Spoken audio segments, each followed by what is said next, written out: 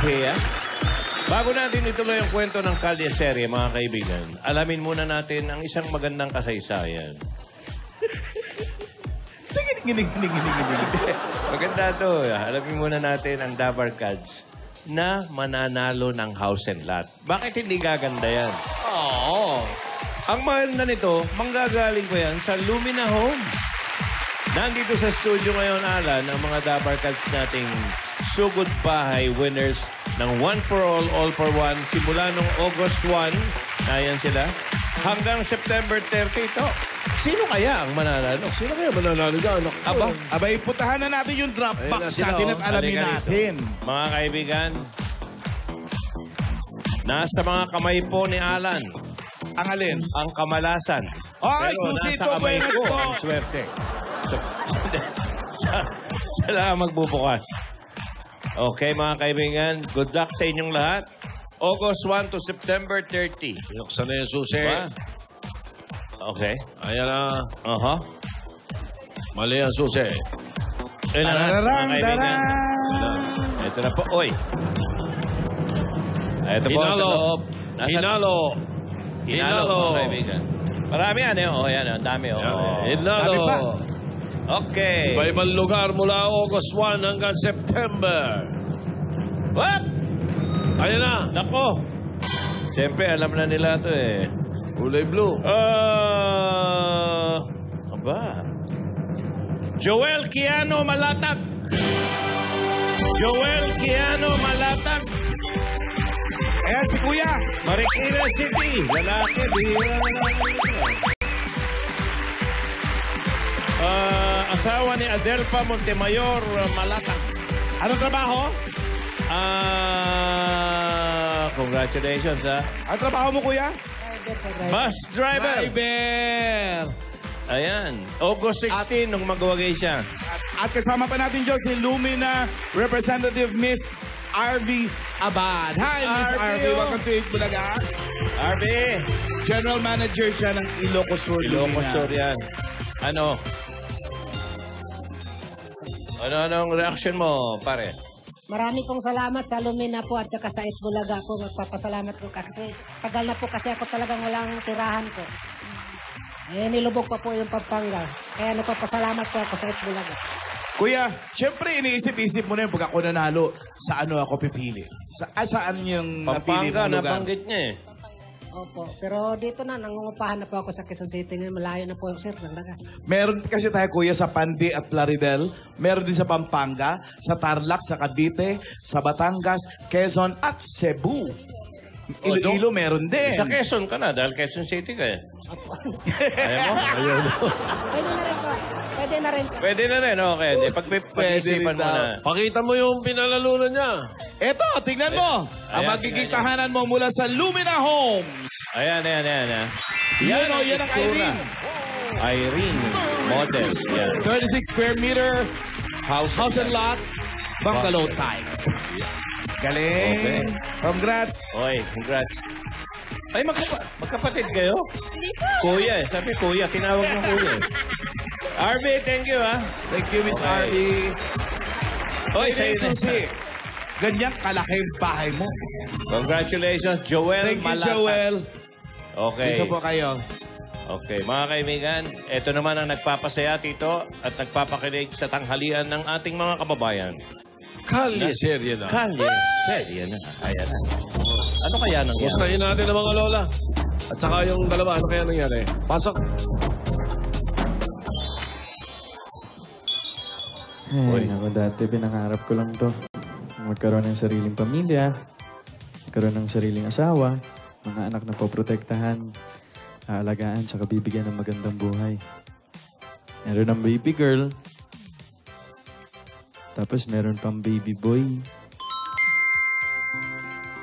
Sir Richards? Mrs. Sir Richards. Okay ka lang ba? Baka Oo. matunaw na yung mga papel dyan na kanino mo pahawak. Hindi, Mrs. Richards. Natutuwa lang ako eh. Kasi hindi pa rin ako makapaniwala na magkakaroon na tayo ng pamilya. Excited na ako makarga yung mga anak natin. Si Little Maine at saka si Little Alden. Ano ka ba? Ito na nga, o totoo na. Oh, andito na sila sa loob. Unti na lang, lalabas na sila. Ano? Anytime na ba yan? Oo. Sige nga, Excited patingin. na nga sila makita yung daddy nila eh. Oh. Aray! Manipa? Ano? Nanipa, no? Ba't ang lakas naman yata manipa ng... Na-excite makita ang daddy Babae niya. yan, ha? Masakit. Na-excite na makita yung tatay niya. Pero may, alam mo, hindi naging madali lahat to. Alam ko yun. Kung alam mo lang na nahihirapan kami nila Lolang pagmasdan ka na nagdadalang tao, sa 9 months mong dala yung mga bata, I'm sure, napakahirap niyan. Pero maraming salamat dahil tiniis mo yung sakripisyo. I love you, Mrs. Richards. Ka pa naman. I love you. Tagal kaya natin hinintay itong magkaroon ng baby. Naku, hindi ko naman ito kakayanin kung wala ka eh. Tsaka kung wala yung mga lola. Kaya, thank you din, Mr. Richards. I love you. I love you. Oh, dali. Sige, baby. Ayan Gusto na. rin mag-I love you sa'yo na, baby. Sige nga. Baka manipa ulit ha. Okay lang yan. I love you, daddy. Ay!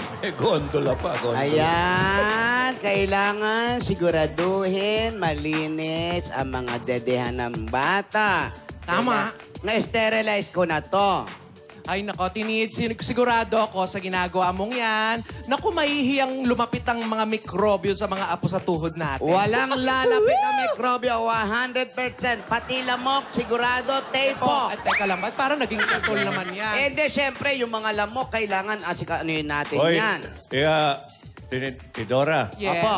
marami ka bang alam tungkol sa mga pagpapadede, Ay, ganyan? naku, opo. Ha? Opo. Yung mga inverted nipple, alam niyo yan? Alam po natin yan. Alam niyo sa Tagalog yung inverted nipple? Nakalubog yan. Ano? Kaya nga, alam niyo sa Tagalog, Ano po? utong na loob. Oo. Oo. Nakikiusap yan, ha? Oo. Tandaan nyo, ha? Utang na loob yun. Oh, basta yan. Ako, Hindi, naku, utong na inaayos loob. ko na yung mga damit ng baby Inverted girl, na. baby boy natin. Woo! Ayan, Tidora. Baka naman ikaw mamaya, paglabas ng bata, make-up pa muna ng make-upan. Lagyan mo ng pumada. Ano ka ba? Siyempre, maghahanap ako ng makeup na pang baby. Huwag mo munang baka ma-irritate ang Mga face. lola. Hello, Iha. Hello, po? mga apo. Oh. Mga Sige, lola. upo ka, Iha. Oo, dahan-dahan, dahan-dahan. Ay, Lola, ano po yung pinag-uusapan nyo kanina? An inverted anong nipple? Ano ginagawa po niyo yun? po dito? ay, yung Hindi. mga, yung mga magpapa-breastfeed siya. Yun ang unang-una, yung breastfeed. Siyempre, pag medyo inverted yung nipples niya, mahirap Ano pa kayo? yung bata. Nire-ready lang namin yung mga gamit ng magiging apo sa tuhod namin. Na-sterilize ko na rin yung mga dedehan ng anak ninyo. Ay. Yung Para nang sa pacifier, ganon, yung mga pacifier. Bacteria-free. Yes. Pacifier. Hindi pa naman masyadong kailangan yung pacifier. Pero pag tagal-tagal, kailangan na Oo, din ang yan. tinupi ko na yung mga Salamat. gamit, mga gowns na maliliit. Go na agad, Lola. Oo, siyempre, para maganda yung apo. Ayan, Salamat, niredy na salamat namin po. yan. Lola. Salamat po. Naku, ang ganda-ganda. Teka, okay lang ba ito lahat, ha? Baka may makalimutan. Teka Sandali, po. ibabalot ko lang yung iba, ha? Iha, ikaw ba okay ka lang? Bakit ganyan ka maglakad? Eh, Lola, yung paa ko po kasi medyo masakit. Medyo maga. Upo ka Ay, muna. nako, Iha, kailangan mo nga yung lumakad-lakad ka. O, maupo ka na muna. Kung naglakad ka na kanina, kailangan mo yan para hindi ka manasin. Pero ngayon, maupo ka muna. Upo ka muna dyan, Iha. Yan, mag-relax ka lang dyan. Lola, nasan po si Lola ni Dora po? Ay, naglayas. Po? Nandyan lang yon. Ayan, ayan. Lola. Wow. Nalinis ko na yung kwarto ng bebe. Lola, Dora, ano ba yan? Eto na nga. Wag mo nang linisin yung mga piling batas na yan kasi hindi naman gagamitin yan. Magbe-breastfeed itong si Meng. Para mas malakas yung magiging apo natin. Tama, Lola. Hayaan mo na yan. Dito ka na. Hayaan mo na yan. Sige, oh. Saan ka ba galing, ate? Eh, Lola, ba't ba nakaganyan po kayo? Nakagasmas. Ano meron? Sabi ko nga, kaya kami nakagas mask. Nag-spray kami doon sa magiging kwarto ng baby girl at baby boy. Oh. Para maging malinis yung kwarto. Wag muna kayong papasok. Baka malanghap mo yung mga in-spray namin. Oh. So, Lola, ibig pong sabihin talaga, konting antay na lang? Oo, kasi, andali. Apo, parang napapansin ko, ang baba ng tiyan mo.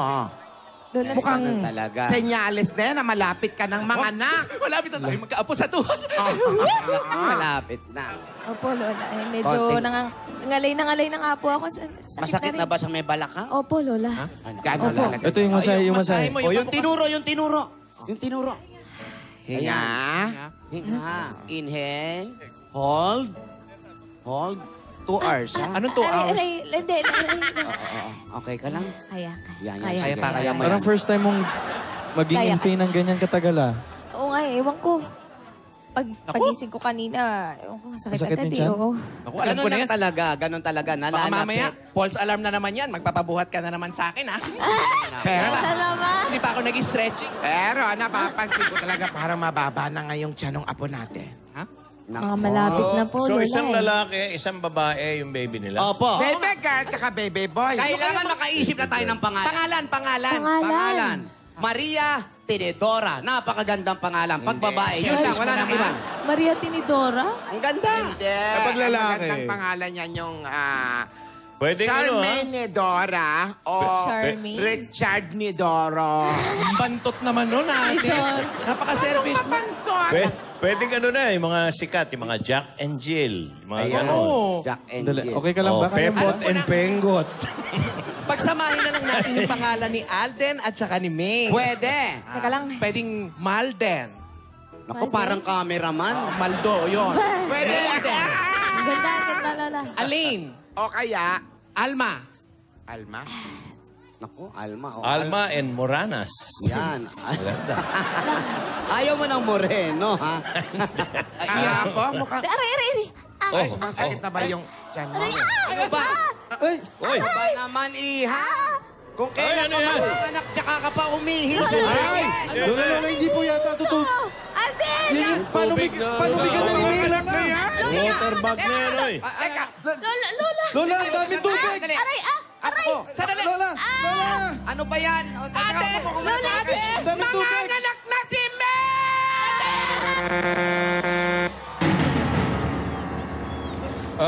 Mabilis ang pangyayari ito. Oo? Ging-ging ano yun? Jingle ba? O ano ba nangyari? Ging? Ayan po. Kitang-kita ko po bumulwak ang gano'n. Paano? Wak, mama. Pero hindi ko lang po alam kung talagang wiwi siya o yung tinatawag natin panubigan.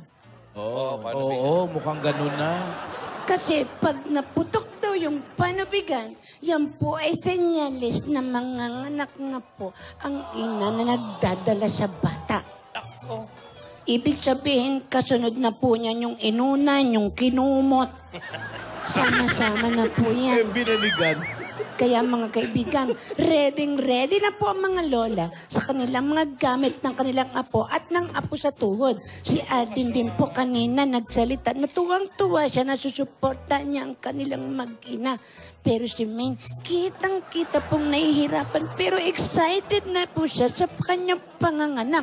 Wow. Buhat-buhat po nila. Kung makikita niyo po yung ganyang posisyon, sa prosesyon niyo lang po makikita yung... Pieta. Opo. Pero mga kaibigan, hanggang kailan po kaya matitiis ni Alden ang bigat ni Meng? Tsaka yung basa.